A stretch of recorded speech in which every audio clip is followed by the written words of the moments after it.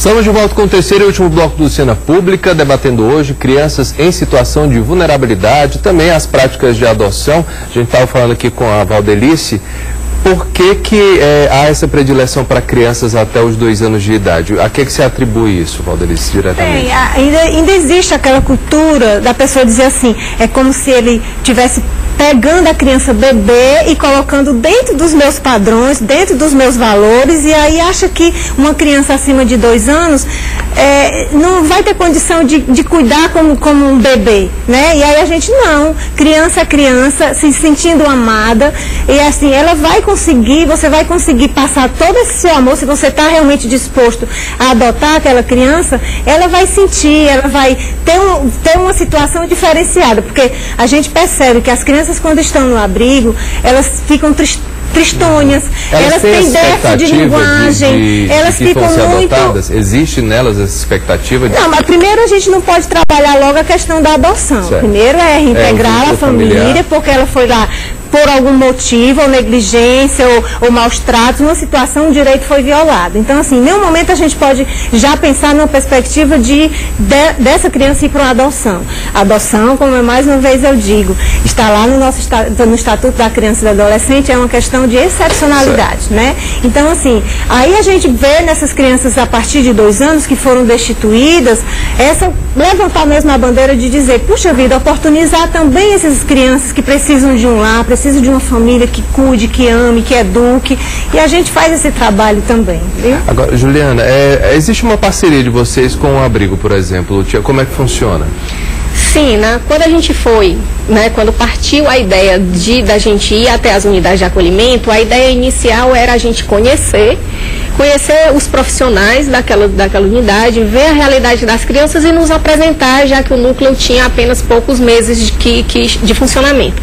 Mas aí, como eu disse, as demandas foram muitas e as relações foram se estreitando. Hoje em dia a gente tem uma relação bastante estreita com os profissionais das unidades. Nós conhecemos todas as unidades, todos os profissionais, a gente vai visitá-los, mas eles sabem que qualquer dia eles podem nos procurar, porque são muitas unidades, não tem como a gente estar visitando todo mês. A gente visita 2 por semana, que eu vou a uma e o outro defensor do núcleo, o Dr. Tibério, vai em outra. Então 2 são visitadas por semana, mas são 24. Então a gente termina todas em 3 meses. E aí eles sabem que durante esse tempo eles podem nos procurar com as demandas diversas, e a gente com toda boa vontade a gente tenta resolver ou tenta encaminhar para o defensor público que atua na vara da infância, se for alguma demanda judicial que já esteja judicializada, a gente recorre ao defensor público que atua diretamente na vara, e aí a gente tenta minimizar, toda essa dificuldade do dia a dia enfrentada, tanto pela própria unidade, quanto pela situação em si das crianças e adolescentes que estão lá acolhidos, porque tanto que faz parte da nossa prática, que abrigo não é família, que por melhor que seja o abrigo, que com profissionais exemplares, como aqui a gente tem a Valdelice, por melhor que seja, não é a família, o abrigo não é família. Então, assim, sempre um trabalho focado na convivência familiar, seja biológica ou seja substituta. Agora, o papel da Defensoria basicamente é atender aquele cidadão que não tem como pagar um advogado. Eu enquanto cidadão, tenho esse desejo de adotar uma criança. Existe esse trabalho na Defensoria Pública? Eu posso procurar a Defensoria Pública para me representar, por exemplo? É o seguinte, se você for adotar alguma criança que esteja numa unidade de acolhimento, o núcleo da Defensoria, ele fez uma consulta junto ao Conselho Superior da Defensoria Pública e tem a possibilidade de relativizar a hipossuficiência econômica diante da hipossuficiência social daquela criança e do adolescente. Isso, basicamente? Que é isso que o núcleo é da criança e do adolescente, então a gente visa a situação da criança e do adolescente. É dar uma família para aquela criança, certo, e não uma criança para aquela família. Então, não interessa se você tem dinheiro ou se não tem. O que interessa é que você vai adotar uma criança que está vulnerável socialmente. Então, a gente tem a obrigação de olhar para aquela criança, dar uma família àquela criança. Então, especialmente o núcleo da criança e do adolescente, ele pode relativizar a hipossuficiência econômica em prol da hipossuficiência social da criança e do adolescente. Bacana. A gente está falando de adoção aqui, tem números para falar de adoção, por exemplo, esse ano aqui, lá com você, no Abrigo Tia Júlia, nós tivemos, já agora em 2013, 8 adoções já aconteceram e estão no estágio de convivência. Cinco casais estão lá visitando as crianças, fazendo todo um trabalho já para o processo já ser concluído. Isso é um bom número, Valdelice? É um bom número, sim, significativo. Do que você está lá no abrigo, por exemplo, trabalhando, foi um dos anos mais produtivos. Bom. Depois do NADIGE, com a doutora Juliana e o doutor Tibério e a doutora Alda, que é a juíza coordenadora do Juizado da Infância e Juventude, tem sido assim um trabalho assim muito em parceria mesmo, e todo mundo assim fazendo com que esses direitos, essas crianças possam realmente ter uma família. E a gente está falando de adoção, mas das crianças que foram reinseridas no lar, por exemplo, a gente tem bons números também?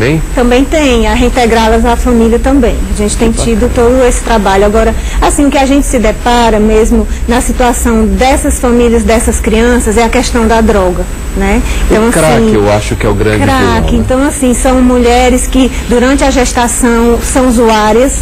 Então, essas crianças já nascem com comprometimento de saúde. É impressionante, assim, a nossa equipe lá do abrigo, que nós temos uma equipe multiprofissional, temos enfermeiros, nós temos uma médica, né? Então faz um trabalho mesmo na questão das crianças, porque já nasce com comprometimento de saúde em virtude das drogas. Quando você fala isso, eu já ouvi muito a respeito de crianças que já nascem dependentes, e aí existe uma abstinência ao nascer. Isso é fato, Valdelice? Não, eu não posso aprofundar muito, porque não é bem a minha área, né? Mas que a gente já percebe, assim, porque são filhos de mulheres usuárias de droga, isso é muito constante, as crianças já apresentarem problemas respiratórios e tem uma atenção especial para essas crianças quando elas chegam à unidade de acolhimento do Abrigo Tia Júlia.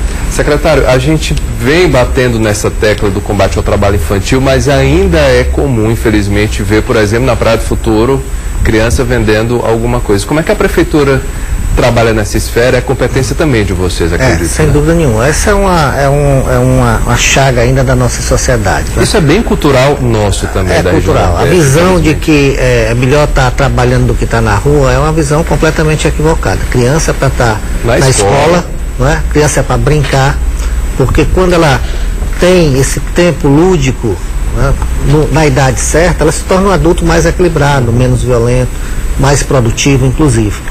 É? E se torna adulto quando é para ser adulto, né? Exatamente. Não perde a infância e a adolescência. Cada coisa com o seu tempo. Né? E, assim, é interessante a gente procurar debater isso, esclarecer a sociedade, porque tem muitas pessoas que ainda têm uma visão arraigada de traços culturais arcaicos, de que, por exemplo, a criança trabalhando ajuda a família, não é? Isso não procede. Né? Muitas vezes você tem uma família de classe média que traz uma criança do interior e acha que está causando um benefício a ela para trabalhar como babá. Não é? Isso também é uma coisa que a gente tem que esclarecer e coibir de forma muito... E a lei foi estabelecida para isso agora. Inclusive, no caso das empresas que têm crianças trabalhando, a fiscalização pode ir lá, adentrar e constatar, e no caso da família ainda tem uma dificuldade adicional, não é? Porque não é fácil você penetrar no seio da família e constatar, não é, que tem lá um adolescente ou uma criança trabalhando como babá ou trabalhando na cozinha em trabalhos domésticos. Né? É preciso denunciar isso. Nós temos sim um programa de erradicação do trabalho infantil. Nós temos várias convivências, várias equipes trabalhando, não é, tanto no âmbito da SETA como a rede socioassistencial que nos auxilia nesse processo. Não é? E o Brasil é signatário de um tratado que visa a erradicação das piores formas do trabalho infantil até 2014, salvo meu juízo, e até 2016 erradicar completamente, não é, o trabalho infantil da nossa sociedade. Os números ainda são severos, mas é a divulgação, é a campanha, a imprensa tem ajudado nisso e vai fazer com que a gente possa reduzir, não é, essa chaga que é a exploração de crianças no trabalho. Qual a sua opinião sobre a chegada do crack, inclusive o acesso das crianças a essa droga que infelizmente também a gente vê que é muito comum? O crack é uma tragédia nacional hoje, não é? Tanto é que a presidenta Dilma, extremamente preocupada, criou um programa específico para isso, que é o crack É Possível Vencer. E deve ser um esforço de toda a sociedade. Não é? O crack está impregnado, empurra as pessoas para a rua, não é? Impacta na saúde, impacta nas famílias, impacta no trabalho. Destrói famílias. Destrói famílias. Então é algo que a gente tem que unir forças, toda a sociedade, para de fato, né, procurar combater essa tragédia que é a presença da droga, em especial o crack na nossa sociedade. Quem presenciar, por exemplo, um trabalho infantil, denuncia onde aqui em Fortaleza, secretário? Tem mecanismo, chama a polícia? Se eu ver uma criança trabalhando e acho que ela está sendo prejudicada, qual é o mecanismo? Pode denunciar, existe um telefone para isso, tá certo? Pode denunciar também qualquer um dos nossos equipamentos, os CRAS, os CREAS, nos conselhos tutelares, né, na própria sede da secretaria. E tem que denunciar. Tem que denunciar. É importante a participação da sociedade nesse sentido, né, porque o poder público não tem como fiscalizar isso, porque o espaço é muito grande e os recursos humanos são poucos para essa fiscalização. Então é através da denúncia que a gente consegue dar maior efetividade. Existem as nossas equipes de abordagem, que uma vez feita a denúncia, a gente manda a equipe lá constatar em loco a situação, e aí as providências passam a ser tomadas. Eu vivo uma situação já há alguns anos, eu passo diariamente no semáforo ali que é Rogaciano Leite com Thompson Bucão, bem na esquina da Câmara Municipal de Fortaleza, e uma moça há 5 anos fica com um bebê de colo pedindo esmola. Eu já até perguntei se a criança não cresce. Ficou configurado, obviamente, que ela deve pegar essa criança emprestada. E eu não sei, isso é crime? O que pode ser feito? Não sei se isso pode se denunciar, se algum de vocês me responde isso, porque é revoltante. Está lá diariamente essa moça. Isso é crime, doutor Juliano? Exploração. Sim, isso é exploração, não é? De criança, e aí deve-se procurar o Conselho Tutelar, que é a porta de entrada de toda e qualquer violação de direitos de crianças e adolescentes. E o Conselho Tutelar fazer o encaminhamento necessário, não é? Procurar a família, e aí no caso de não ter dessa criança ficar tendo que não seus deve direitos, ser a mesma, porque dessa criança ter seu direito violado constantemente, ser o caso de encaminhar a família para um CREAS, para um serviço da rede de proteção, e fazendo todo esse trabalho, ainda não sendo possível tirar a criança dessa situação, um possível acolhimento, que é em último caso. Né? Também quando a gente falando aqui que a adoção é em último caso, o acolhimento institucional também é em último caso. No caso de violação de direito, de uma situação de risco, deve-se procurar os equipamentos da rede de proteção para que evite chegar no acolhimento institucional.